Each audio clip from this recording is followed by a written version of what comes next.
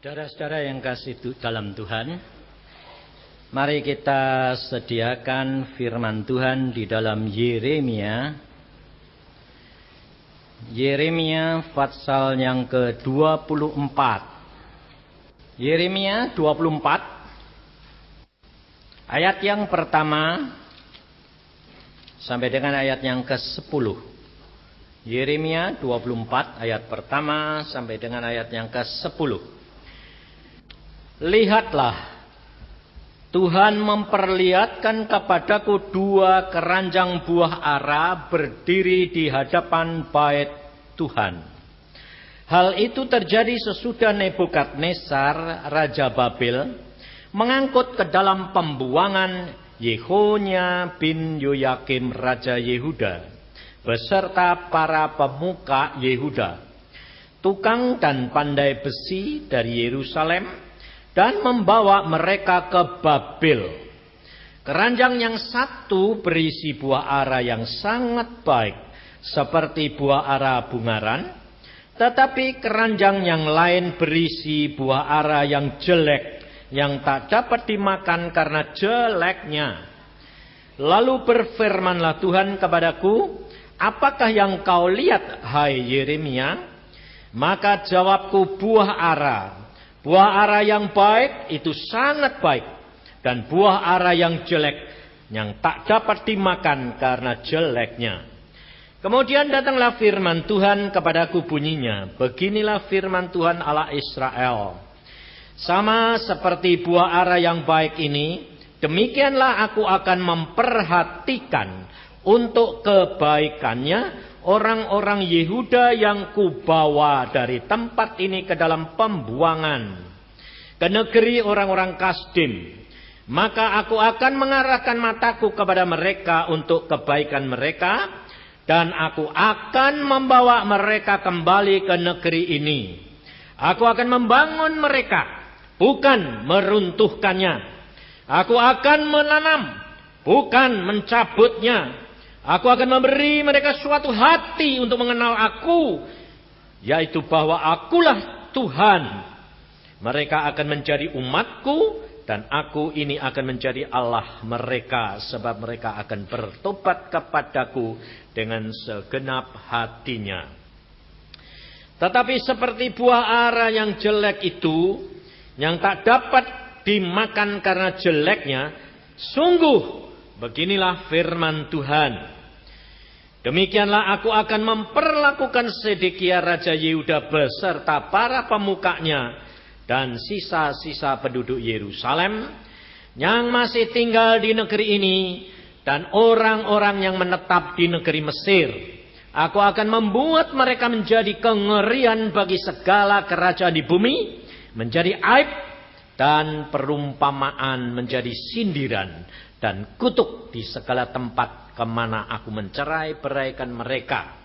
Dan aku akan mengirimkan perang, kelaparan, dan penyakit sampar di antara mereka, sampai mereka habis dilenyapkan dari atas tanah yang telah kuberikan kepada mereka dan kepada nenek moyang mereka.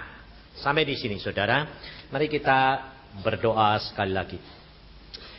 Tuhan, firman-Mu sudah hamba bacakan, sekarang tiba waktunya untuk Engkau yang menguraikan dan berbicara kepada kami pribadi demi pribadi.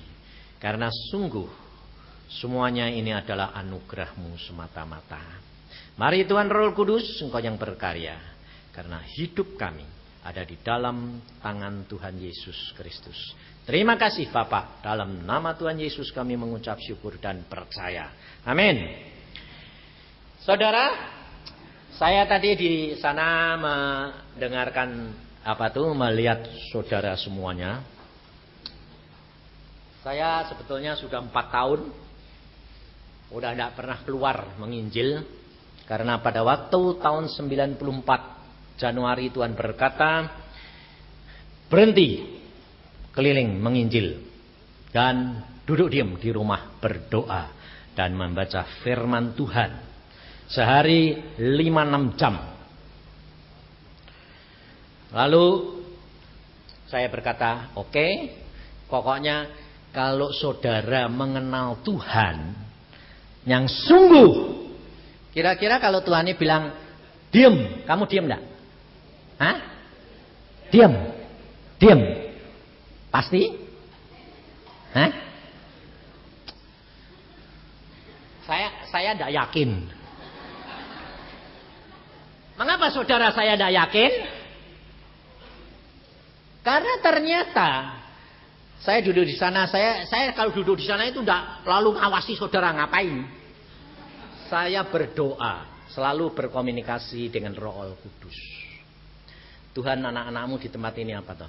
Bukankah aku sudah mau memberi firman untuk memperingatkan mereka? Sebab saudara, ternyata kita itu menjadi orang Kristen, punya iman. Tapi iman kita itu iman hikmat. Bukan iman bergantung kepada kuasa Roh Kudus. Karena contohnya, kalau yang enggak logis, saudara percaya? Hah? Saudara bisa bilang, mosok begitu toh? Ini kenyataan orang Kristen itu kebanyakan tuh enggak punya iman yang benar-benar gantung sama Tuhan. Makanya saya kalau katakan, saudara kalau disuruh Tuhan, suruh apa? Bisa bilang, iya, nonsen. Kenapa? Sebab akal saudara jalan. Enggak masuk akal. Lalu kadang-kadang saya kerap kali ditanya, saya disuruh gini Pak, tapi saya enggak mau. Kenapa? Ya tek Tuhan, tek setan. Loh. Betul enggak? Hah? Betul enggak? Sebabnya apa? Kamu tanya begitu. Lah kamu enggak kenal Tuhan Neo. Kalau kenal Tuhan enggak mungkin loh kamu tanya begitu. Contohnya, bapak-bapak ini mosok kalau istrinya yang ngomong bilang, "Ini kamu apa orang lain?" Ada? Enggak ada toh? Enggak ada toh? Kira-kira ibu kalau ngomong bapaknya bilang, "Ini kamu apa orang lain?" Enggak toh? Karena dia kenal persis itu siapa? Istrinya. Lah, kalau kamu kenal persis Tuhan, kamu bilang apa? Hah? Kamu itu sebetulnya kenal apa tahu toh? Hah? Kenal apa tahu? Yang bilang kenal, coba saya mau tanya, sudah pernah ketemu Tuhan Yesus enggak? Makanya ketemu urung pernah kok bilang kenal. Lah kenalan kapan? Itu tahu, saudara. Makanya saya dulu enggak mau kalau Tuhan ngomong bilang, "Kamu besok kamu khotbah tentang surga." Aku bilang, "Enggak." Kenapa? Lah aku belum pernah lihat toh. Benar enggak? Nah kalau ditanyai orang, "Pak, kok khotbah gitu tuh apa Pak Yusak sudah lihat surga toh?" Lah aku bilang, "Belum." Lah ya itu kan cuma berita.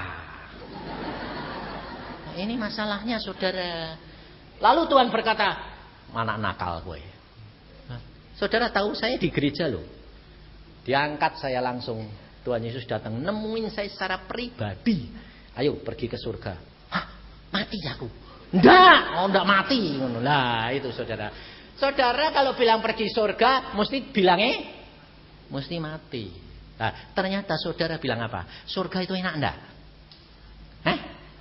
Enak toh? Percaya toh? Percaya? Tapi saudara takut mati enggak? Sekarang yang di sini nih banyak yang takut mati atau banyak yang enggak? Yang takut mati itu berarti belum percaya. Percayanya pakai apa? Akal, hikmat, bukan pakai kuasa roh. Kalau saudara percaya, Tuhan bilang, "Ayo pulang sekarang." Puji Tuhan, betul enggak? Sebab Alkitab berkata apa? Hidup untuk Yesus, mati. Mati? Loh pinter loh ya, mati untung. Loh saudara itu pinter loh, pinter tahu Alkitab. Tapi takut menjadi pelaku firman.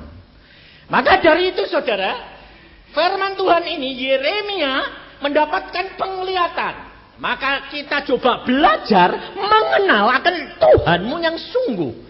Kalau saudara dan saya itu mengenal Tuhan yang sungguh, saya yakin saudara tidak pernah takut dan khawatir. Situasi Indonesia model sing jadi presiden, sing jadi wakil presiden sapa masa bodoh. Betul? Betul? Harusnya begitu. Tapi saudara tugasnya apa? Berdoa. Mendoakan. Sebab Alkitabnya ngajar. Siapa yang jadi pimpinmu, itu doakan. Sebab apa?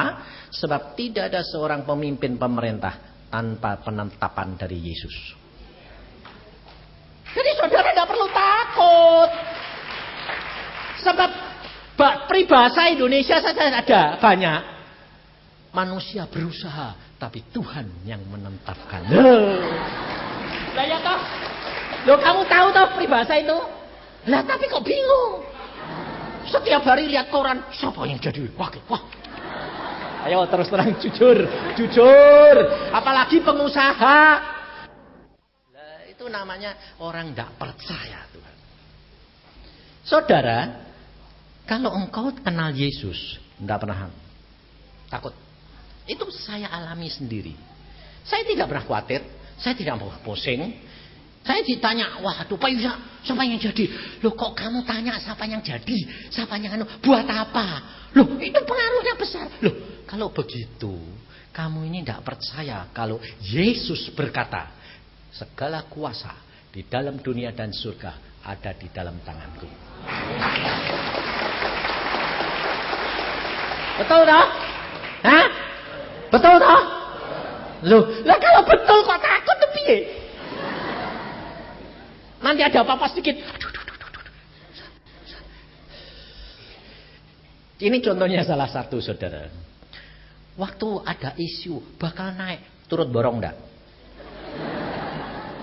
Nah, yo jujur. Kalau kamu turut borong itu kan berarti takut toh? Ya? Itu kurang percaya saudara. Rileks saja. Kenapa? Sebab kita hidup di dalam perahunya Yesus. Ada banjirnya besar, perahu ini ya naik kok. Ya toh? Kalau dia banjir naik, turun naik toh.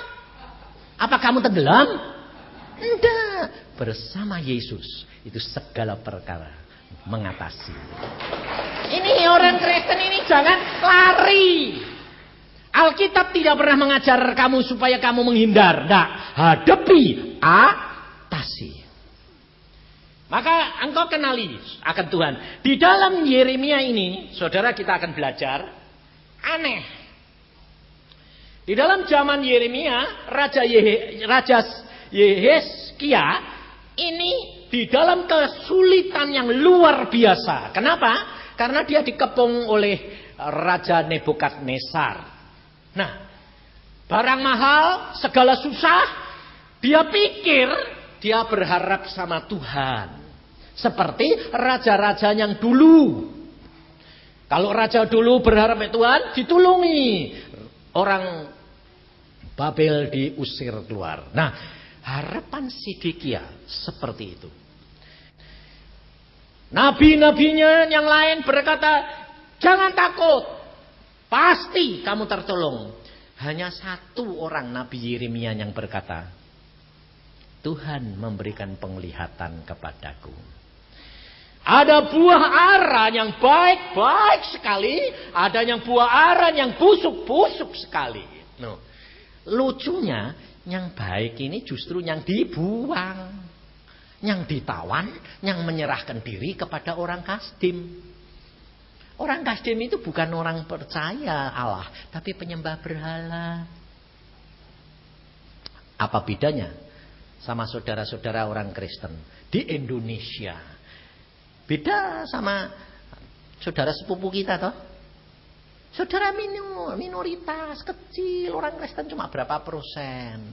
Di tengah-tengah mereka. Tapi saudara, Sodom dan Gomora tidak dihancurkan kalau ada 10 orang percaya. Ngerti? Indonesia tidak akan dihancurkan karena anak-anak Tuhan berdoa.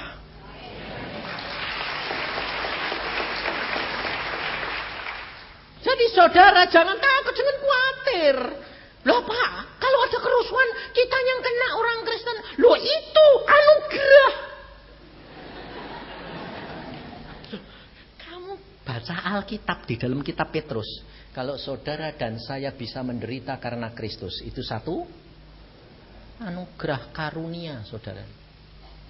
Jadi tidak perlu takut. Bahkan engkau menjadi berkat buat mereka. Jangan menjadi rongrong. Jadi biarkan mereka ribut, mereka milih apa-apa, biarin. Kita pendoa. Kenapa? Yang menetapkan Tuhan kita. Jadi siapa saja tidak peduli, tidak apa-apa. Rileks, santai saja. Saya alami loh saudara. Maka dari itu kita kenali Allah kita. Kalau kita belajar dari pengalaman tok. Dengan pengalaman itu lalu kamu pegang menjadi metode atau menjadi prinsip, konsep, salah. Tuhan selalu baru. Alkitab yang berkata, Tuhan itu selalu baru, betul? Jadi tidak ada cara yang selalu itu tok. Makanya dari itu kalau saudara dengar kesaksian, loh sebetulnya itu enak dengar kesaksian atau enaknya ngalami? Waduh, ini beberapa orang bilang, ibu-ibu bilang, enaknya ngalami pak, coba rasakno mati. Kayak Elia bangkit lagi, gelem ndak? Hah? Mati sih mau ndak? Ndak mau dah. Tak tanya Isa, saudara kepengen lihat mujizat ndak?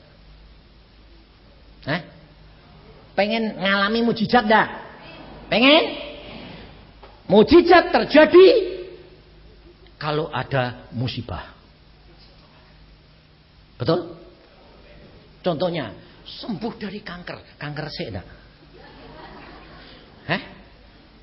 Tuhan memberkati aku. Bangkrut sih enggak? Loh, kankernya mau enggak? Diem kabeh. Nah. Piye coba, piye. Itu piye? Coba. Percayamu tuh percaya apa? Cuma di mulut sama di pikiran. Waktu saya dipanggil Tuhan, saudara saya bilang apa? Tuhan, aku mau mengalami isi Alkitab seluruh. Dan saya ngalami. Jadi kalau saudara tanya dosa apa, saya ngalami. Mujizat apa, saya ngalami. Sampai mati bangkit pun aku ngalami. Makanya saya bilang, ternyata Alkitab tuh hebat luar biasa. Apa yang dikatakan tuh ya dan amin. Kenapa? Hidup untuk Yesus, mati itu untung. Ternyata mati itu gampang. Penak. Wong cuma sesak napas 3 kali. Bisa mati ya. Makanya kalau nanti kamu mati, kamu iling saya. Kenapa? Saya ngasih tahu. Kalau mati cuma sesek, jantungnya berhenti. Terus nanti bentukmu tuh persis seperti saya gini. Saya ya saya, kamu ya kamu. Jangan kamu nentak bedak seperti saya. Jadi bentuknya sama, keluar. Ya sama, cuma tidak punya daging. Jadi jiwa sama roh. Sama bentuknya. Saya lihat sendiri, Yusak mati. Saya gitu. Oh, jantungnya berhenti, Yusak mati. Saya apa sedih?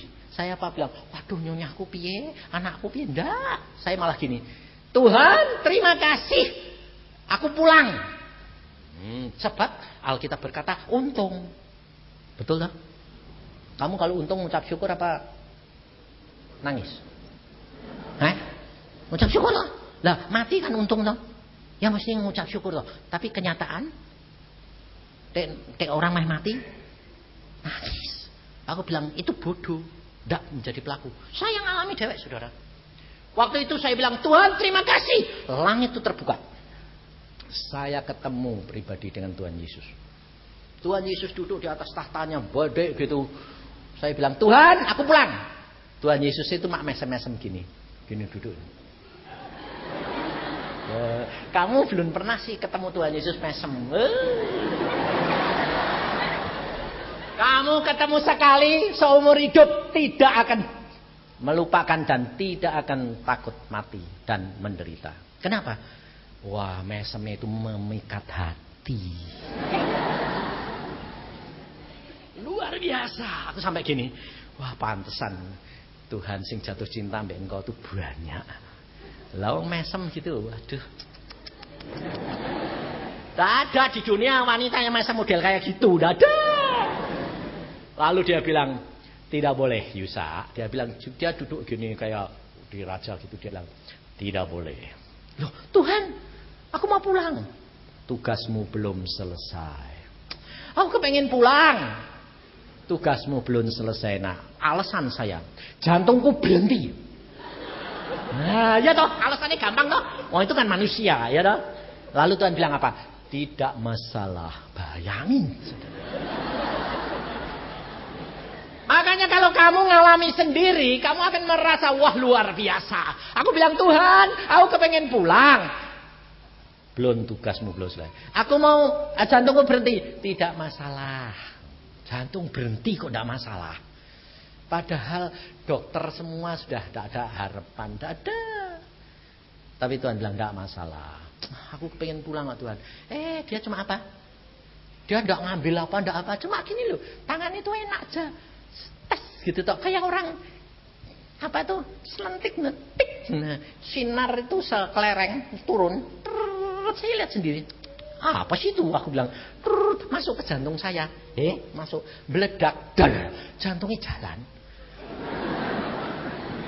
Lah aku bilang gini, oh jalan lagi ya Tuhan. Malah Tuhan bilang, itu sudah jalan. Masuk. Wah! Aku bilang, aku kepengen pulang. Masuk. 2 kali dia ngomong, tidak bisa saya bantah.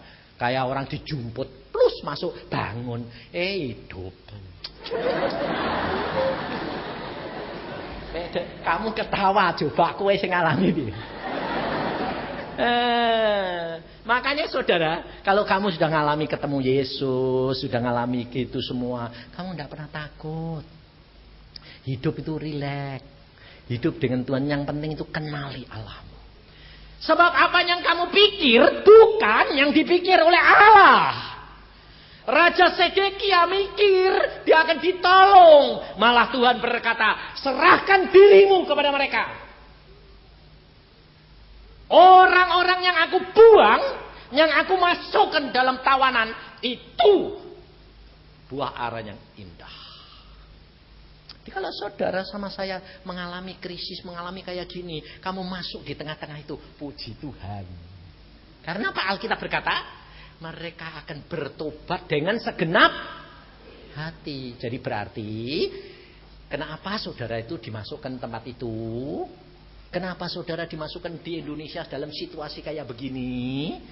Karena percayamu belum segenap hati. Kalau tidak dipepet-pepet, tidak sungguh-sungguh. Betul loh? Ya? Kalau diberi kebebasan, berbakti bebas, menyembah bebas, datangnya saenake. Oh, agak pujian engkau. Betul tidak? Betul tidak? Hah? Tapi dek kepepet, terancam, lalu ada bahaya, sembayangnya oke. Betul? Ngotot, anaknya sakit, ngotot. Dek semua sehat, sembayangnya, terima kasih Tuhan, amin. Lah pantesan, Tuhan itu dari surga lihat. Ini anakku kok tak berkati kok malah sembayangnya sebentar. Tak pepet-pepet, sembayangnya ngotot. Kira-kira wong Tuhan itu cinta bek, kangen bek kamu, bilang apa? Pepet bae.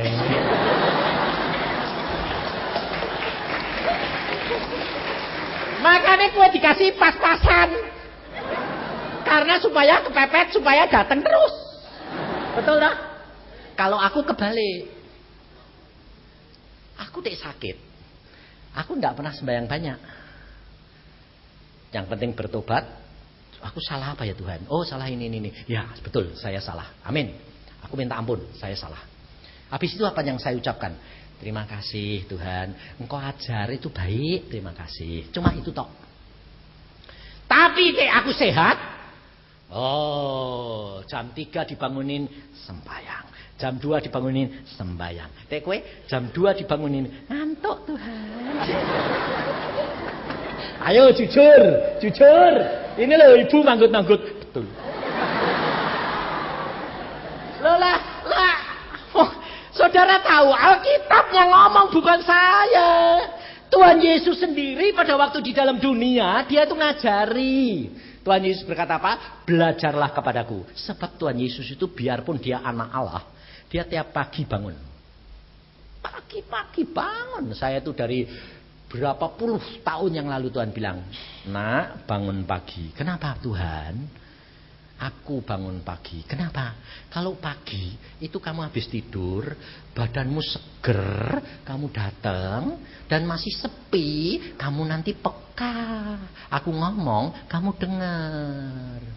Semua orang datang pada saya bilang gini, "Pak, bagaimana ya Pak bisa dengar?" Saya bilang, "Bangun pagi." Ngantuk. Loh, mau kepingin tapi bayarnya tidak mau. Oh, jangan saudara kira saya itu kalau sampai sekarang kalau Tuhan bangunin itu jam 3, jam 2, sembahyang terus. 2 jam. Sudah Tuhan, wes tidur lagi. Tapi tiap jam 5 bangun. Itu kenyataan. Makanya Tuhan tuh kerap kali ngomong sama saya. Gini. Makanya saya itu orangnya rileks saja. Kenapa? Tuhan yang menetapkan segala-galanya kok. Tidak usah takut saudara. Maka dari itu bayar saudara. Bayar. Sebab pikiran Allah bukan pikiran kita. Kalau justru Tuhan mengatakan buah ara yang baik ini adalah orang yang aku buang. Kenapa? Karena Tuhan tahu. Mereka kalau di tanahnya sendiri, di dalam negerinya sendiri, mereka keberkatan, mereka lupa akan Tuhan. Maka dari itu, saudara jangan lupakan dia. Justru Tuhan berkata apa? Coba lihat di dalam Mazmur. Di dalam Mazmur 32, Tuhan berkata apa? Coba. Mazmur 32 ayat yang ke-6. Perhatikan dan ini tanam dalam hatimu dan hidupmu. Supaya apa? Supaya kamu menikmati apa yang dijanjikan Tuhan. Sebab itu, Mazmur 32 ayat yang ke-6. Sebab itu, hendaklah setiap orang saleh berdoa kepada Tuhan, selagi Tuhan dapat ditemui. Sesungguhnya pada waktu banjir besar terjadi, itu tidak melandanya. Sip? Ya toh? Jadi ada banjir besar, ada apa? Saudara takut enggak? Enggak. Kenapa? Karena kamu sudah membayar harganya lebih dahulu. Tapi saudara kerap kali apa? Senengnya apa? Nanti kalau banjirnya sudah datang, baru ribut setengah mati, rebutan perahu. Ketinggalan saudara. Sebab bagaimanapun hidup kekristenan itu pribadi. Makanya saya selalu katakan, kekristenan itu bukan agama. Kekristenan itu bukan agama. Tetap saya katakan. Tetapi kekristenan adalah pengenalan pribadi saudara dengan Yesus. Itu Kristen. Sebab apa? Sebab Kristen itu Kristus. Pengikut Kristus. Itu bukan agama. Pengalaman pribadi, pengenalan pribadi akan Yesus itu kekristenan. Kalau saudara mengenal Yesus Tuhanmu, apapun yang dikatakan kamu lakukan. Kerap kali kita kepengennya apa? Mau ngerti dulu. Makanya banyak orang tanya, "Pak, situasi Indonesia bagaimana ya Pak? Apa yang akan terjadi Pak?" Kayak tukang ramal wahai. Padahal tadi ada kesaksian, tek ramal itu harus dipatahkan, betul? Hah? Lah kok malah kue tanya tukang ramal? Aku kerap kali ditanyai saudara. "Pak, bagaimana ya? Ini bagaimana?" Loh, kamu kenapa tanya? Kamu percaya kalau Tuhan yang menetapkan langkahmu? Kamu tadi nyanyi, Tuhan menuntun, Tuhan menghibur, Tuhan yang menetapkan segala-galanya Dia. Kenapa kamu takut? Saya bilang, "Ya Pak, tapi loh, lah itu ada tapinya itu, yang susah." Saya bilang, hidup kita dengan Tuhan itu harus benar-benar. Kita harus baca firman Tuhan, baca firman Tuhan. Selalu saya tekankan, baca firman Tuhan setiap hari. Sebab saya berani ngomong, sebab saya ngalami. Alkitab ini sudah saya baca 100 kali lebih. Setiap hari saya baca minimal 8-10 pasal. Sebab Tuhan yang suruh. Sampai sekarang. Mengapa? Tuhan bilang, baca terus. Dari dalamnya kamu akan menggali mutiara-mutiara yang indah. Dan selalu baru. Alkitab ini luar biasa. Selalu baru. Sangsal saya baca, loh kok ada pembukaan penjabaran lagi. Seperti hari ini. Tuhan berkata, berikan kepada anak-anakku tahu bahwa apapun yang terjadi di dalam dirimu, di dalam negara Indonesia, tidak usah takut, tidak usah khawatir. Apapun yang terjadi ada di dalam tangan Tuhan.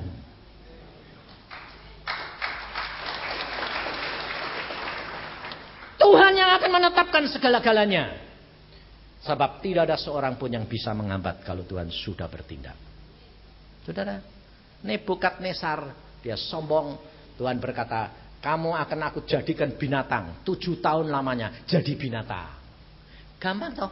Makanya aku bilang, Tuhan bilang, jantungmu berhenti. Tidak masalah. Ting. Hidup. Bang, cuma gitu toh. Aku tidak mau masuk Tuhan. Masuk. Masuk. Setiap firman Tuhan. Anak kecil aja lebih mantep ya. Tuhan itu luar biasa, saudara. Jadi saudara itu tidak usah takut. Apalagi pengusaha itu. Saudara baca Alkitab, kalau surga itu terdiri dari emas dan permata, enggak? Iya toh? Iya toh? Lah yuk kok kamu takut kenapa toh? Tidak usah khawatir. Jalanannya aja emas. Berarti krikile emas, batune emas. Lah ya di anaknya butuh, anakku butuh tendang mbek Tuhan kerikil. Kaya enggak kamu?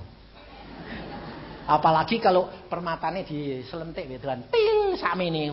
Gluduk. Loh, kalau Tuhan mau itu gampang, Saudara. Benar? Saudara tahu, dalam situasi seperti ini saya ngalami. Baru 2 minggu.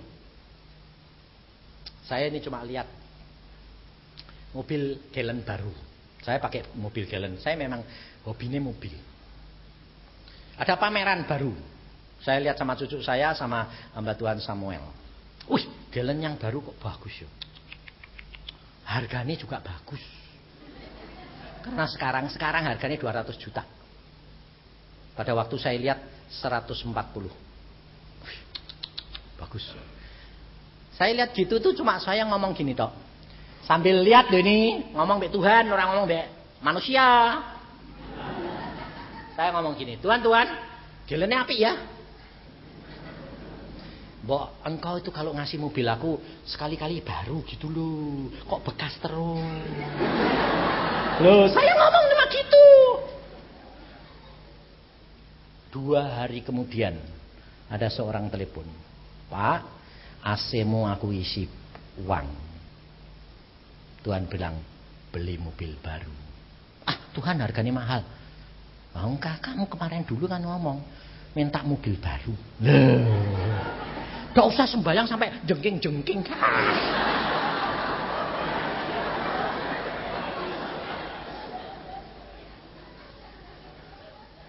Ah, itu toh. Nah, sebelumnya itu, habis itu anak saya itu bilang gini, "Pah, aku ini kurang uang, Pah." Piro?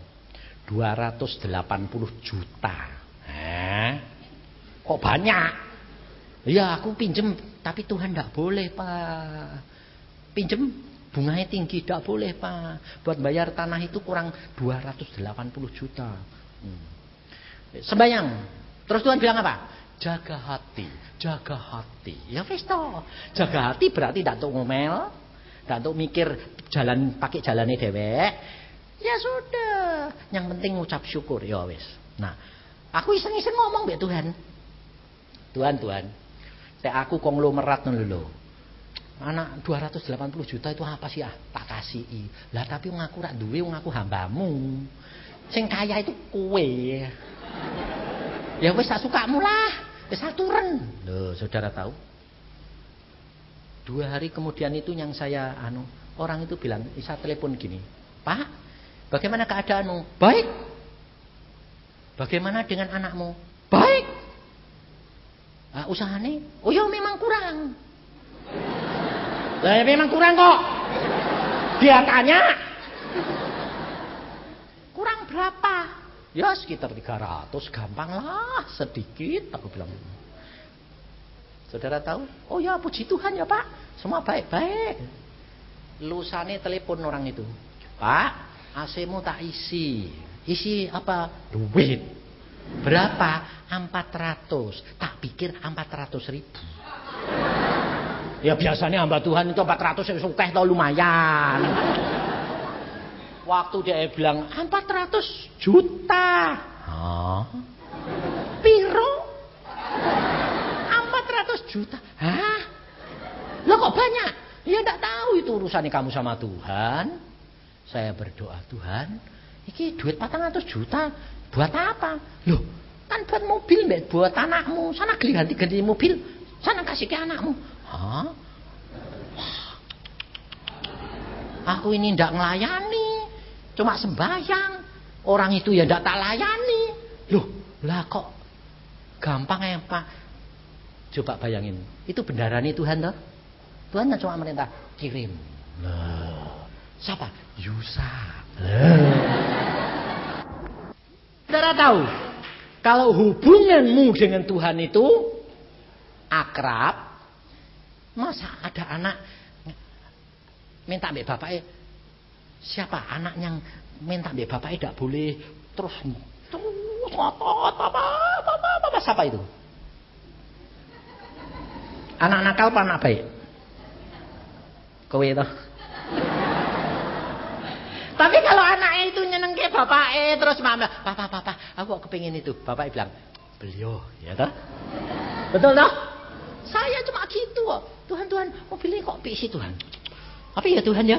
Aku ngomong loh, makanya itu kamu tuh mau belajar. Wong saya tuh kayak ngomong biar Tuhan ya, kayak mau ngomong biar bapakku gitu loh. Tuhan baik ya, bagus ya Tuhan. Mau ngasih itu jangan bekas, anyar. Ini loh makasih. 2 hari kemudian dikasih. Saudara tahu? Itu Tuhan. Maka dari itu saudara tidak perlu takut dan tidak perlu khawatir. Ada seorang hamba Tuhan, anak Tuhan pedagang, bangkrut saudara. Bangkrut, 3 tahun yang lalu bangkrut, nemuin saya. Dia bilang gini, Pak, saya ini ekspor vanili, tapi ditipu orang 2 juta US dollar. Dan saya masih utang 1 miliar. Aku bilang, bertobat. Saya bilang, ya Pak, aku mau bertobat. Aku memang salah kok. Mau tau duiten. Ya wis. Sombong. Ya, makanya itu bertobat. Cuma dia tanya satu hal. Begini, Pak, bisa balik enggak ya Pak? Aku bilang, kamu mau balik? Mau jadi kaya lagi? Iya. Bertobat, jangan terikat dengan cara berpikirmu. Udah, pulang. Udah ada 5 menit. Kemarin nemuin saya, Pak Yusa. Wah Tuhan tuh hebat. Ya jelas dong aku bilang. Apa yang kamu katakan jadi. Aku sekarang kembali lagi kaya. Bagaimana caranya? Tuhan luar biasa Pak. Kalau dulu saya ekspor vanili itu wangi. Vanili wangi toh. Tapi sekarang saya suruh dagang apa Pak? Kotoran ayam. Bau. Tapi dengan kotoran ayam Pak, saya jadi miliarder. Mustahil bagi manusia? Tidak mustahil bagi Allah. Saya bilang, bagaimana bisa begitu? Begini Pak. Pak Yusa, habis dari Pak Yusa itu saya terus tinggal berdoa, baca Alkitab, sampai Tuhan gerakan aku, atur hidupku bagaimana terserah kamu. Terus pokoknya aku tidak mau atur. Nah, lalu dia dikasih pinjem bank 20 juta toh, padahal dia itu miliaran tahun 3 tahun yang lalu. Cuma dikasih pinjem 20 juta. Lah Tuhan, ini 20 juta itu buat apa? Tidak ada artinya, setetes air. Tapi dia nurut. Apa? Ketemu teman yang bikin jamur, ekspor jamur. Aku butuh apa? Kotoran ayam. Nah, 20 juta kan lumayan.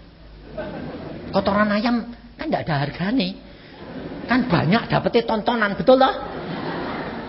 Siapa yang mau beli? Nah, sama apa? Ampas tebu. Oh, Ya. Jadi barang bekas buangan, saudara. Sebab ternyata jamur itu ampas tebu, dikasih kotoran ayam, dikasih benih jamur, jadi jamur yang kamu makan.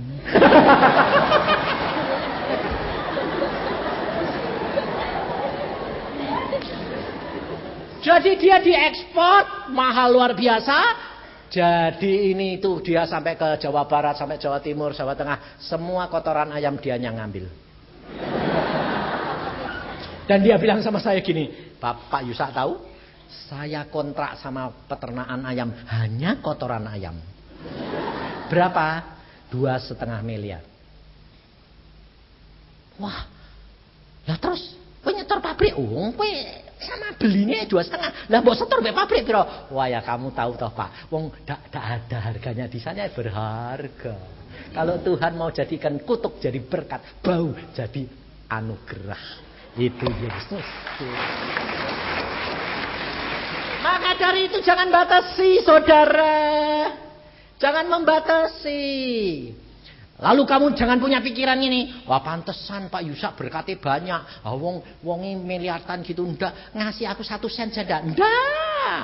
Aku minta, ndak. Saya bilang ngucap syukur, sebab Tuhan berkata, yang satu menabur, yang satu menuai.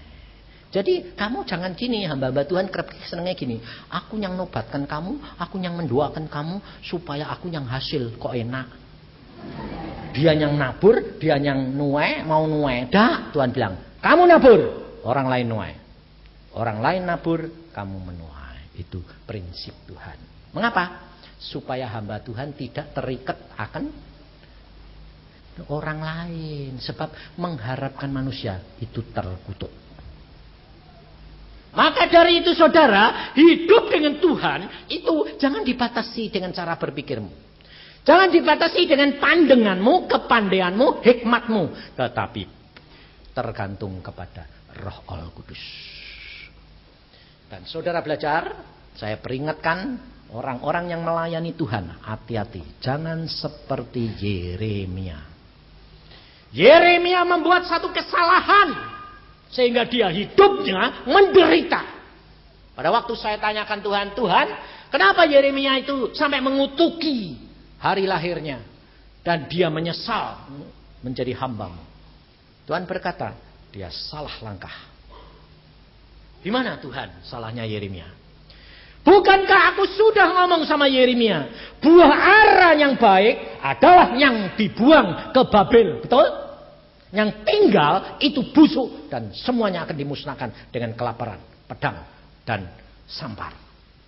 Tapi pada waktu Yeremia diberikan wewenang oleh Raja Babel, diperhatikan, diberi hadiah, diberikan suruh pilihan. Kamu mau tinggal di mana?